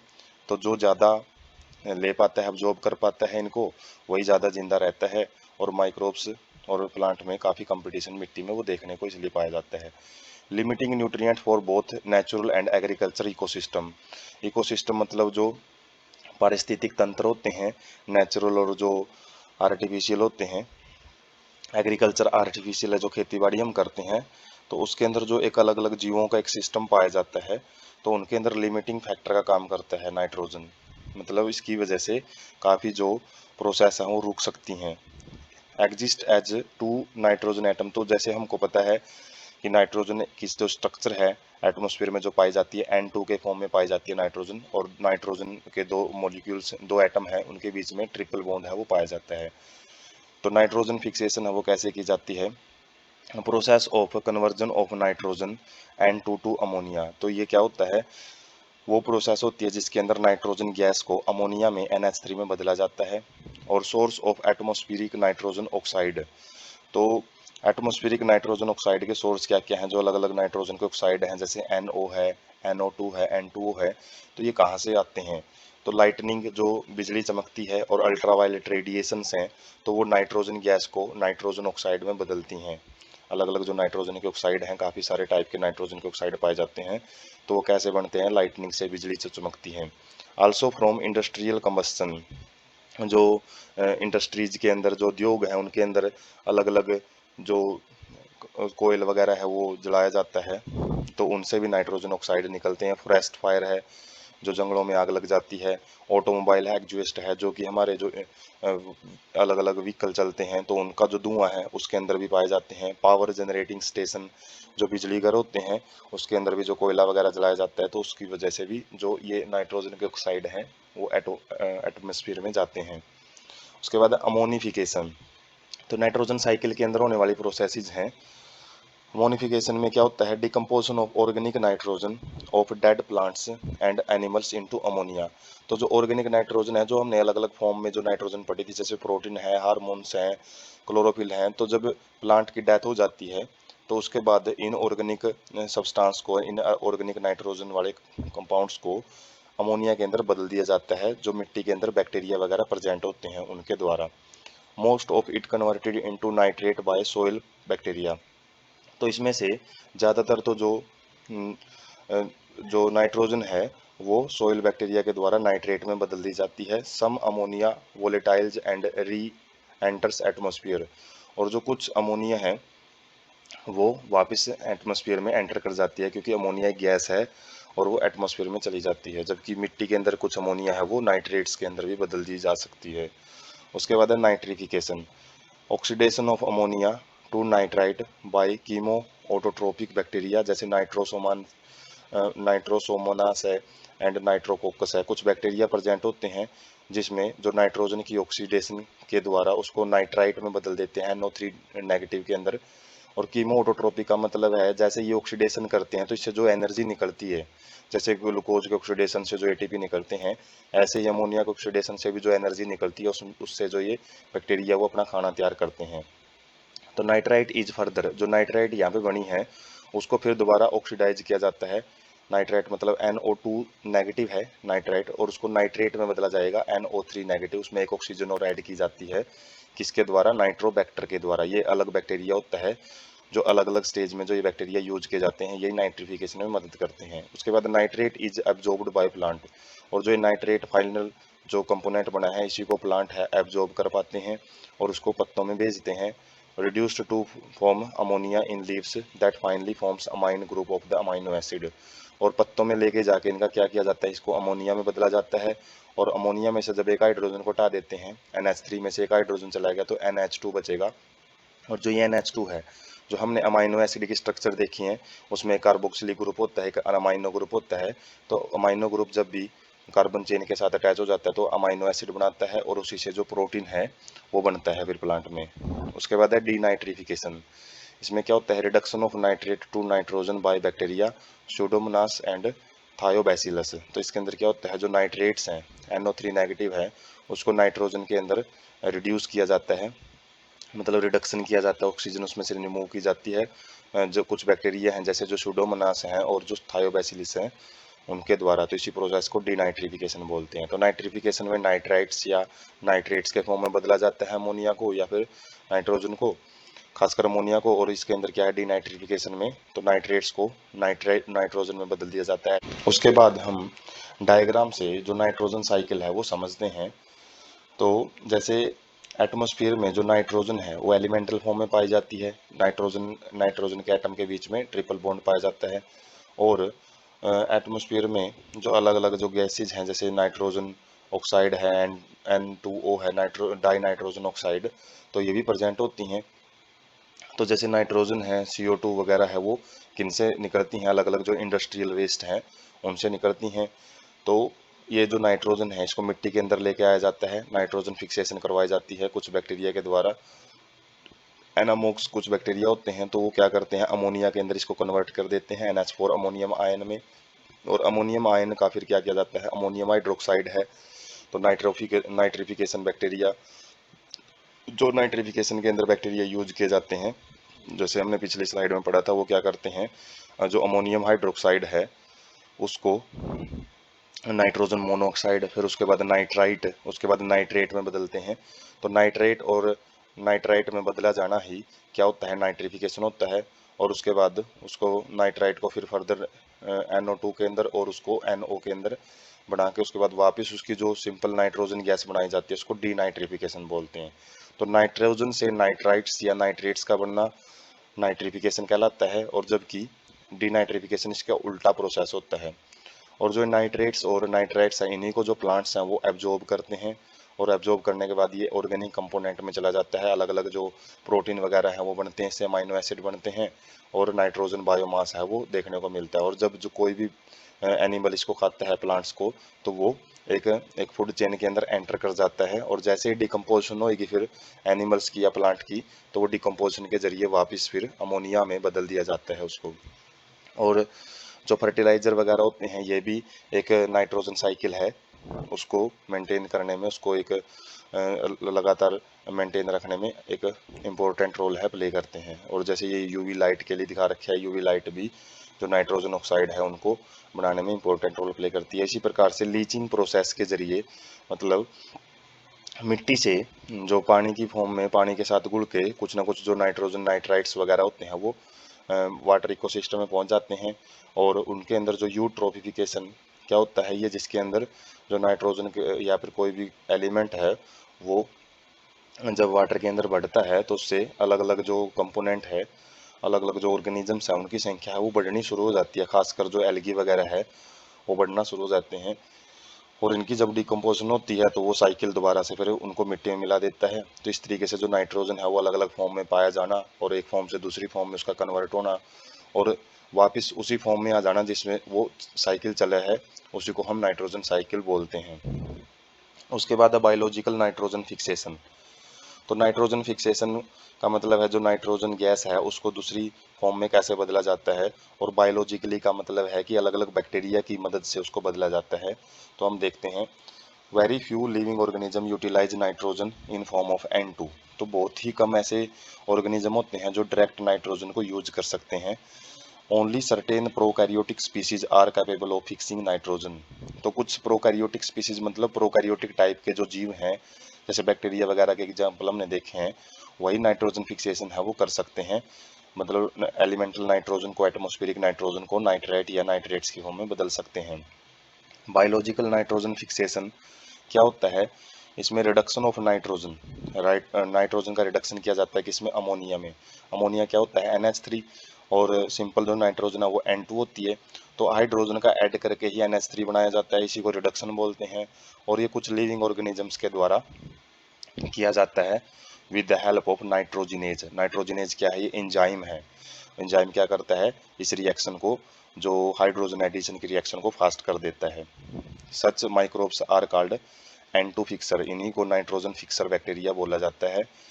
कुड बी फ्री लिविंग, और ये बैक्टीरिया हो सकते हैं अकेले रह सके मिट्टी के अंदर, हो सकता है किसी न किसी प्लांट की जड़ों में ये सिम्बायोटिक एसोसिएशन बना के रहते हैं, जैसे हमने माइकोराइजा देखा था पिछले चैप्टर में, तो जो फंगल एसोसिएशन होता है।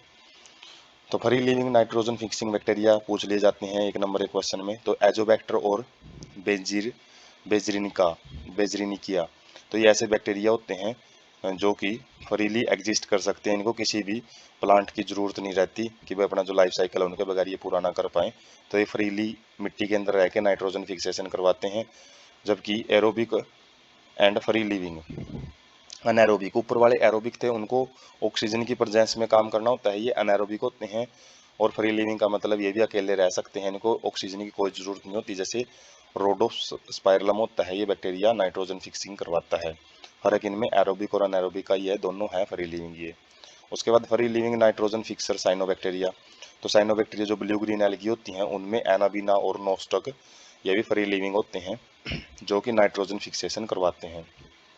उसके बाद तो हम देख सकते हैं जो नाइट्रोजन एलिमेंटल नाइट्रोजन है वो मिट्टी में आएगी, और मिट्टी में अलग अलग जो रूट्स में राइजोबियम टाइप के बैक्टीरिया होते हैं वो उसको फिक्स करते हैं। तो ये एक जो छोटा एक पिक दिखा रखी है, इसके अंदर यही दिखा रखा है कि जो राइजोबियम है वो किस तरीके से नाइट्रोजन फिक्सेशन में मदद करता है। उसके बाद है symbiotic biological nitrogen fixation. Symbiotic जैसे राइजोबियम बैक्टीरिया हमने देखा है वो जड़ों में पाया जाता है, और सिम्बायोटिक एसोसिएशन बनाएगा। वो सिम्बायोटिक एसोसिएशन में क्या, दोनों का फायदा होएगा। जहाँ पे बैक्टीरिया रह रहे हैं उन जड़ों को ये नाइट्रेट्स देता है, और इसका खुद का फायदा क्या होता है, वहां से वो खाना वगैरह है वो लेता रहता है रूट से। Legume bacteria relationship. लेग्यूम क्या होती हैं, कुछ गांठें होती हैं, कुछ लेग्यूमिनेसी फैमिली होती है जो दालें होती हैं जिनके अंदर प्रोटीन कंटेंट ज़्यादा पाया जाता है। और प्रोटीन कंटेंट किस चीज़ की वजह से है, वो नाइट्रोजन की वजह से ही है, क्योंकि नाइट्रोजन ही अमाइनो एसिड में बनाने में इंपॉर्टेंट रोल प्ले करती हैं। तो लेग्यूम प्लांट होते हैं कुछ, उनकी जड़ों में पाया जाता है बैक्टीरिया, और उसी को लेग्यूम बैक्टीरिया रिलेशनशिप बोलते हैं। Species of rod shaped Rhizobium, मतलब एक छड़ जैसी स्ट्रक्चर के होते हैं ये Rhizobium bacteria, with roots of several legumes. कुछ लेग्यूम्स होते हैं जैसे अल्फा अल्फा है, स्वीट क्लोर है, स्वीट पी है, लेंटिल्स हैं, गार्डन पी हैं, मटर वगैरह हो गए, ब्रोड बीन्स हैं, जो सोयाबीन वगैरह हो गए, क्लोर बीन्स हैं। तो अलग अलग प्रकार के जो सोयाबीन होते हैं तो उनकी जड़ों में पाए जाते हैं ये राइजोबियम नाम के bacteria. Rhizobium and Frankia are free living in soil. वैसे तो मिट्टी में फ्रीली रह सकते हैं, लेकिन ये सिम्बोइड्स भी, सिम्बोइड्स का मतलब सिम्बोइटिक एसोसिएशन भी बनाते हैं, कैन फिक्स एटमॉस्फेरिक नाइट्रोजन, और इनके पास कैपेबिलिटी होती है कि ये नाइट्रोजन की एक फॉर्म को दूसरी फॉर्म में बदल सकते हैं। Most common association on root nodule small outgrowth on the roots है। तो ज़्यादातर ये कहाँ पे पाए जाते हैं, रूट नोडल्स मतलब रूट्स में गांठें ही होती हैं छोटी छोटी, तो उनके अंदर पाए जाते हैं ये, जिसकी वजह से एक स्मॉल आउटग्रोथ बोलते हैं रूट्स को। रूट की एक छोटी सी आउटग्रोथ है वो गांठ सी बना लेगी, उसी को बोला जाता है root nodules. Frankia produce nitrogen fixing nodules on roots on non leguminous plant. तो जो फ्रैंकिया है वो भी नाइट्रोजन फिक्सिंग नोड्यूल्स हैं वो पैदा करते हैं जब भी किसी रूट के अंदर जाएंगे, लेकिन ये किस में पाए जाते हैं, नॉन लेग्यूमिनस। जैसे लेग्यूमिनस के अंदर तो राइजोबियम पाए जाते हैं, लेकिन नॉन लेग्यूमिनस में फ्रैंकिया पाया जाता है। जैसे एलनस एक प्लांट है जो नॉन लेग्यूमिनस में आता है। Central portion of nodules is red और pink due to leguminous haemoglobin या फिर लैग हीमोग्लोबिन बोला जाता है।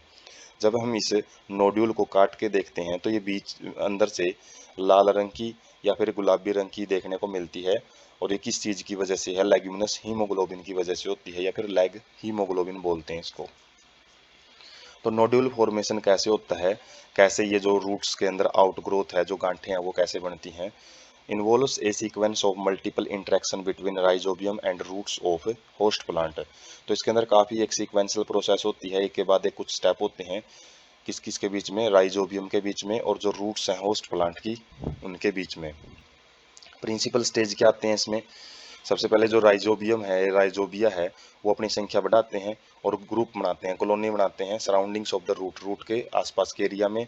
और बाद में फिर वो रूट की जो एपिडर्मिल है, जो स्किन है या फिर रूट हेयर है, उनके साथ वो चिपक जाते हैं।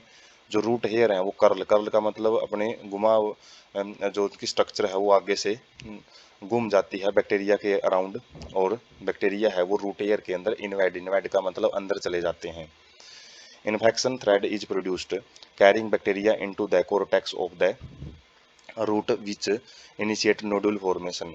इन्फेक्शन थ्रेड का मतलब है जो बैक्टीरिया एक लाइन में एंटर करते हैं रूट के अंदर और एक धागे जैसी स्ट्रक्चर बनाते हैं, उसी को इन्फेक्शन थ्रेड बोलते हैं, जिसके द्वारा जो बैक्टीरिया है वो कोर्टेक्स रीजन है, जो हमने जो डाइसेक्शन जो एनाटोमी पढ़ी थी तो उसके अंदर जो कोर्टेक्स रीजन है उसके अंदर चले जाते हैं ये अंदर वाली लेयर में, और उसे वहाँ पे जाके नोड्यूल्स बनाना है वो शुरू कर देते हैं, वहाँ पे गांठें बनानी शुरू कर लेंगे। Bacteria released from thread leads to differentiation of specialized nitrogen fixing cell. और जो बैक्टीरिया वहाँ से निकलेंगे तो आसपास की सेल को नाइट्रोजन फिक्सिंग सेल में वो कन्वर्ट कर देते हैं। Nodules form direct vascular connection with host of the exchange of nutrients. तो नोड्यूल्स हैं वो वैस्कुलर कनेक्शन के साथ डायरेक्टली अटैच हो जाते हैं जो जाइलम और फिलोएम है उनके साथ में, जिससे कि वो न्यूट्रिएंट्स वगैरह है वो होस्ट प्लांट से, जिस भी प्लांट में वो रह रहे हैं उससे वो खींचना शुरू कर देते हैं। Nodules contain nitrogenase enzyme and lag haemoglobin. जैसे लैग हीमोग्लोबिन हमने देखा था पिंक कलर का होता है, तो नोड्यूल्स के अंदर नाइट्रोजिनेज क्या करता है, ये नाइट्रोजन फिक्सिंग करता है जो एंजाइम, हमने पहले भी इसका नाम पढ़ा है, तो वो भी प्रेजेंट होता है वहाँ पे। तो नाइट्रोजिनेज क्या करता है, नाइट्रोजिनेज मोलिबेडनम और आयरन प्रोटीन, आयरन का एक प्रोटीन एक एंजाइम होता है, प्रोटीन जैसे प्रोटीन से एंजाइम बनते हैं, तो मोलिबेडनम और आयरन भी उसमें प्रेजेंट होता है और कैटालाइज करता है ये conversion of atmospheric nitrogen to ammonia. तो ये एटमॉस्फेरिक नाइट्रोजन को अमोनिया में बदलने का काम करता है। Highly sensitive to molecular oxygen. तो ये मोलिकुलर जो ऑक्सीजन होती है, ऑक्सीजन प्रेजेंट होती है एनवायरनमेंट में, उसके प्रति बड़ा सेंसिटिव होता है, मतलब यदि वो प्रेजेंट है, ऑक्सीजन प्रेजेंट है तो ये अपनी एक्टिविटी रोक देता है। रिक्वायर्स एनारोबिक कंडीशन, तो इसलिए इसको वहाँ पे जब ये काम करता है तो वहाँ पे ऑक्सीजन नहीं चाहिए होती, तो इसकी खास बात यही होती है ये एनारोबिक कंडीशन में ही काम कर पाता है। Nodules adaptation to protect enzyme from oxygen. तो इसलिए नोड्यूल्स हैं उनके अंदर कुछ ऐसे अनुकूलन आते हैं जिससे इस एंजाइम को नाइट्रोजन से बचा के रखा जाता है। तो leg haemoglobin protect these enzymes by scavenging oxygen. तो लैग हीमोग्लोबिन है यहाँ पे क्या काम करता है, जो ऑक्सीजन है आसपास में उसको खत्म कर देता है, स्क्वेंजिंग का मतलब उसका सफाया कर देता है, जिससे जो एंजाइम है वो ऑक्सीजन से बचा रह जाता है और वो अपना काम करता रहता है। Microbes leave as aerobes under living condition but during nitrogen fixing events they become anaerobic। तो जो माइक्रोब्स हैं जब एरोबिक कंडीशन इनको मिलती है, कब रहते हैं ये फ्री लिविंग कंडीशन, जब ये अकेले रह रहे होते हैं किसी जड़ों के साथ कोई कम्बिनेशन नहीं बनाते, तो अब ये एरोब्स होते हैं, मतलब ये एयर की प्रेजेंस में जो ऑक्सीजन की प्रेजेंस में अपना काम कर सकते हैं, लेकिन जैसे ये नाइट्रोजन फिक्सिंग इवेंट्स में चले जाते हैं उस केस में ये अनारोबिक हो जाते हैं, जब ये मतलब सिम्बायोटिक एसोसिएशन बनाएंगे तो अनारोबिक वहाँ पे मिलेंगे। Ammonia synthesize by nitrogenase requires a very high input of energy. तो अमोनिया जब नाइट्रोजिनेज के द्वारा सिंथेसाइज की जाती है तो उसके अंदर बहुत ज़्यादा एनर्जी वो लगती है, और वो आइडिया हम इससे ले सकते हैं 8 एटीपी के मॉलिक्यूल यूज किए जाते हैं एक अमोनिया प्रोड्यूस करने के लिए। एक अमोनिया का मॉलिक्यूल है उसको प्रोड्यूस करने के लिए 8 एटीपी लगते हैं। तो ये बड़ी ही एनर्जी कंज्यूमिंग प्रोसेस होती है। उसके बाद हम जो नोडुल फॉर्मेशन है वो देख सकते हैं। जैसे मिट्टी के अंदर जड़ें होती हैं, ये बैक्टीरिया इनके आसपास प्रेजेंट होते हैं, और जैसे बैक्टीरिया के पास ये रूट पहुंचेगी तो एक करली लाइक स्ट्रक्चर वो बनाना शुरू कर देगी, हुक लाइक स्ट्रक्चर। और इसकी वजह से जो बैक्टीरिया इसके अंदर एंटर कर जाते हैं, और एंटर करेंगे तो एक इन्फेक्शन थ्रेड है, एक लाइन में ये एंटर करते हुए जाएंगे और कोर्टेक्स रीजन में पहुंच जाते हैं। और उसके बाद वहां पे जाके ये एक मैच्योर नोड्यूल्स है, एक आउट ग्रोथ है, एक जो भी एक आउटर स्ट्रक्चर है वो बनाते हैं। तो इसको हम जो रियल पिक है उससे समझ सकते हैं। तो यहाँ पे क्या होता है, 3 स्टेप्स में है। जैसे पहले हुक बनेगा, उसके बाद ये एक इन्फेक्शन थ्रेड बनेगा, इन्फेक्शन थ्रेड से आउट ग्रोथ है वो देखने को मिलती है। तो इस तरीके से एंटरिंग होती है रूट के अंदर। उसके बाद है फेट ऑफ अमोनिया। जो ये अमोनिया बनता है तो इसका आगे क्या होगा तो वो हम देखेंगे। Ammonia is protonated form of NH4, मतलब अमोनियम आयन होता है ना, उसी की एक फॉर्म होती है ये।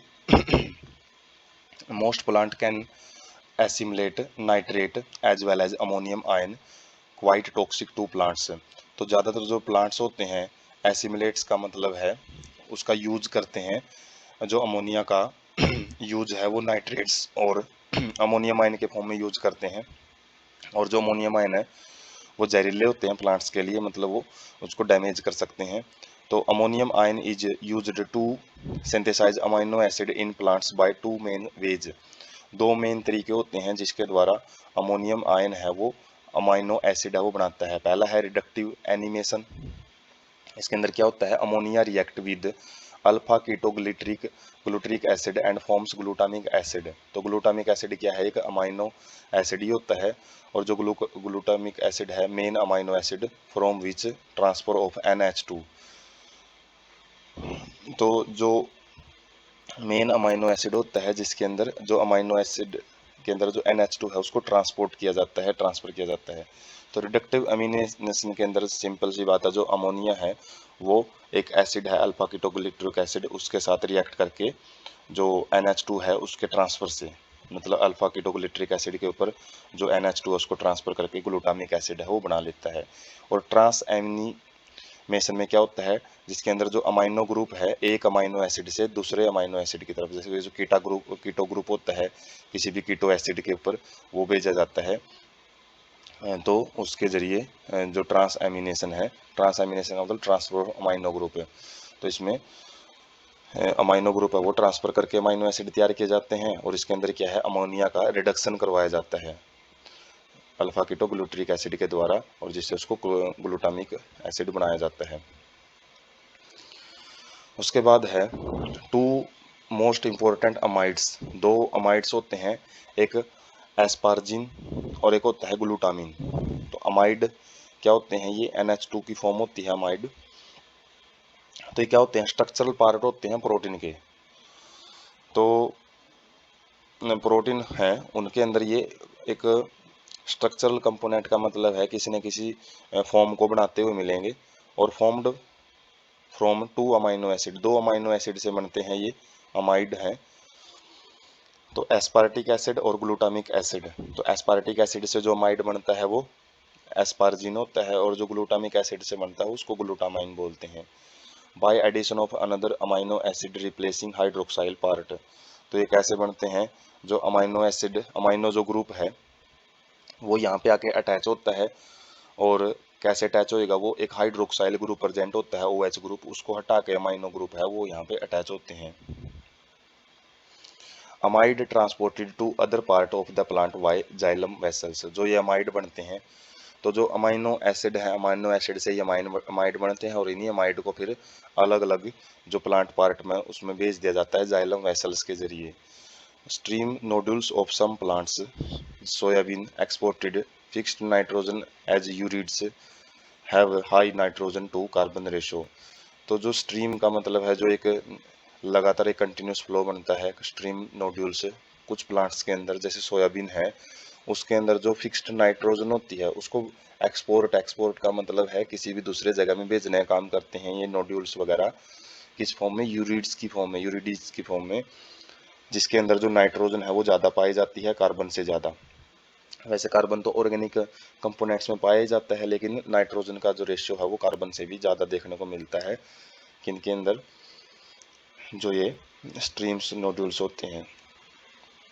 तो अमोनिया बनाने के बाद उसको अलग अलग जगह पे अलग अलग फॉर्म में कन्वर्ट कर दिया जाता है। इसी को बोलते हैं फेट ऑफ अमोनिया। अमोनिया का भाग्य है, अमोनिया की किस्मत, मतलब उसका फ्यूचर क्या है उसका, अमोनिया का, वो इस स्लाइड में हमने डिस्कस किया है।